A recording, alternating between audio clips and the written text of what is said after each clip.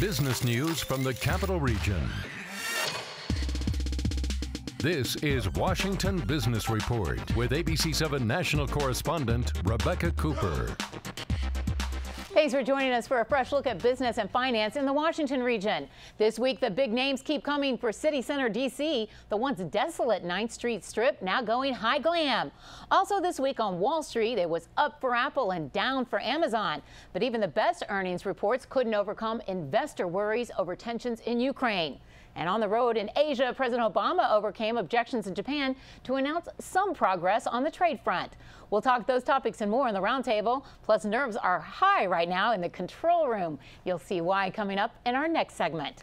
But first, our newsmaker. In 2013, the Washington Business Journal named Reggie Aggarwal most admired CEO in the Washington region. That same year, his company, Cvent, had one of Wall Street's hottest IPOs. Now it's considered the market leader in online event management. But none of this came easily. I recently sat down with the inspiring businessman to learn more about his company and how he built his way back from disaster. Well, Cvent's a cloud-based software company, and hundreds of millions of people attend events every year. And what we do is we help meeting planners manage, market, and organize their events. And then we also help them find the right venue. We have hundreds of thousands of venues in what we call our Cvent Supplier Network, which is a marketplace that connects venues, whether it's a restaurant, whether it's a museum, or what we call unique venues or a hotel, with these meeting planners who are looking to host their hundreds of thousands of events at their venues. So how'd you come up with the idea? Well, it's a great question. What I always tell a lot of entrepreneurs is that the key thing is to find a pain point and just simply create an aspirin. So I was actually an attorney and I was practicing law, and I started an association, and basically it was a network of CEOs, and we went from hosting 4 or 5 meetings a year to 40 or 50 meetings a year, and this is back in the 90s. And so then it was so painful to send out invitations, which I did of course through Outlook, Excel, little yellow sticky notes and a little Scotch tape, and so I'd send out invitations and try to market these events. And then what would happen was I decided that it was so painful of a process, and it was taking literally 30, 40 hours a week of my time, that I said, hey, there's got to be a way to do this better and automate it. So I came up with Cvent. So how soon was it from the idea to launch and leaving your day job? Yeah, so what any entrepreneur does when they ever have an idea, they always kind of cautiously advance. So what I did is the first 4 or 5 months I was researching the idea to see that if it made sense, to see what the market was, where there were a lot of competitors, and kind of did that for 4 or 5 months. And then obviously also when we got together with a bunch of us to kind of brainstorm, you start seeing a lot of challenges. But in the end, what I've learned about entrepreneurship, and I mentor a lot of entrepreneurs, and I tell them, if you really believe in something, you just really do have to just quit your job and kind of go for it, because it's hard to balance working full time and doing your startup. And if you're not all in, it's just hard to kind of go forward. And that's and because there's thousands of other people that are all in. So you went all in, and now you have become the national symbol of from an idea to success and growth to failure, and then back to even greater success. Talk about what happened, your initial growth, and then what caused the bottom to fall out initially. Yeah, like I said, when we first started the company, there were a few of us. We kind of grew slowly. I, funded the company out of my savings. My parents gave me some money. My other co-founders put a little bit of money in, and so we all kind of just grew nice and slowly, like a company should. But then something happened, the dot-com boom. So $1 billion of venture capital went into our space, which was back then was called online event registration. And so then a lot of companies, in particular in Silicon Valley, started growing very quickly.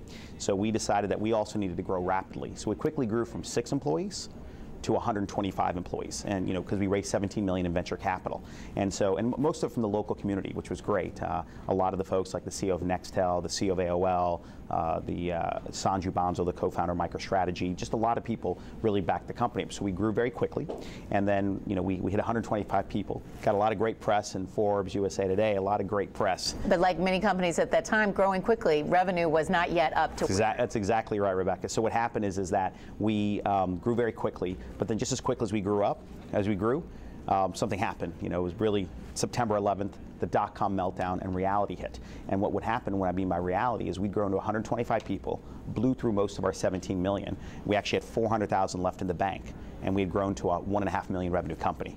There was only one choice, of course, which was to cut. So we cut 80% of our staff and went down to 26 people at the end of 2001.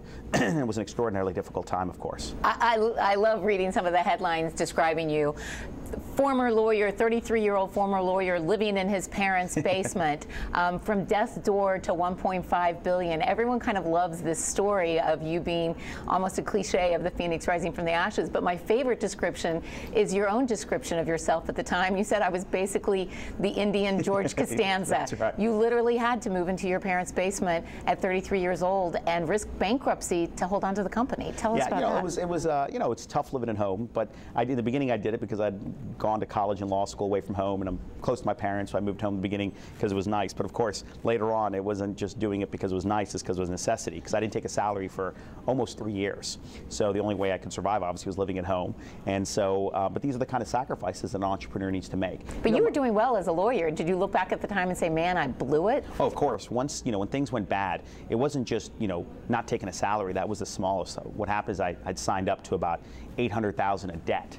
So I had $800,000 of debt under my name, which you just can't pay off.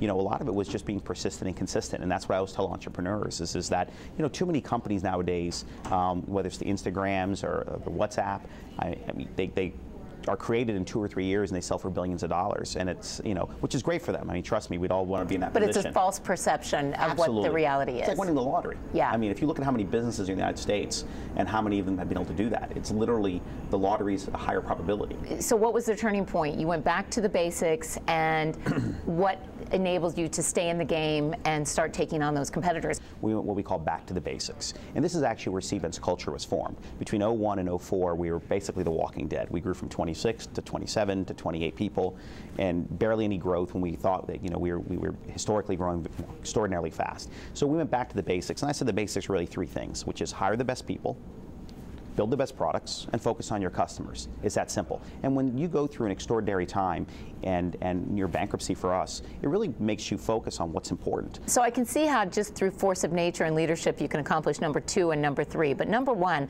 hire the best people. How do you convince the best people to come work for you?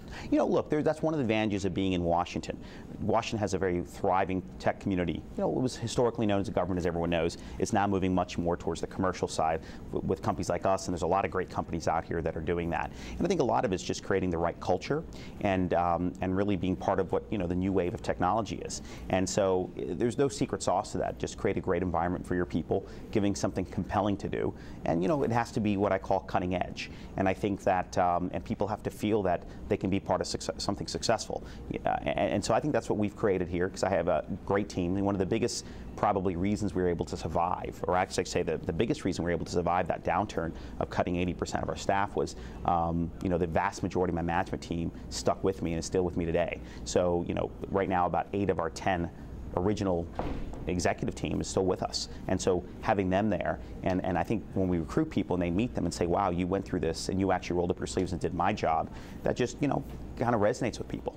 Your IPO was a huge success. What went right with your IPO? I think a lot of it was people believed that, Cvent is positioned to be the lead player in that space. And again, it's a massive market. And so I think from the investor viewpoint, we've gotten a lot of support from the investor community, because I think what they see is that they know that we're good stewards of capital, because they saw the history that we went through. We're not some fly-by-night company. And we've really, been through trench warfare, is what I call it, for 15 years. And finally, we have the same team that took us to where we are now that they think can take us to the future. So I think, we've gotten a lot of confidence from Wall Street. The bad thing about Wall Street is it's always, what have you done for me lately? So it doesn't matter about the past. But I think what they did is surprisingly, they were very interested in our story from behind, because too many companies haven't gone through tough times. And we've been through 2 recessions.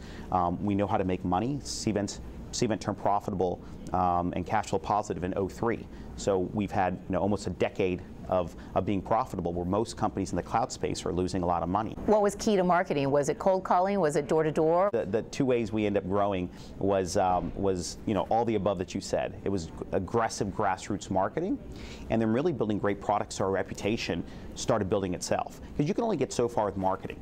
We live in even though it's a huge industry, it's a small industry that people know each other and use obviously reference checks. So at the end of the day, you can get your name out there. You can market your product to customers. But after a while, once you get to a certain size, everyone knows who you are. So if you don't have great products and innovation within your culture, then people will understand that and move over to the next, the next partner. And energy, how do you get up in the morning and keep going through every day? You know what? This is what people, it's an old saying, but it's true. If you love what you do, you never work a day in your life. And I can tell you, and you can, just every day I wake up, I'm so excited because I really have a lot of passion for what we do. I'm excited for what we're doing, and I have just great people around me. And what's there not to like when you have great people around you and you're executing on a vision that you're passionate about. So there's really, energy is just created by the people around you and about the excitement of your business. Reggie Aggarwal, thanks for joining us on Washington Business Report. Well, thank you, Rebecca.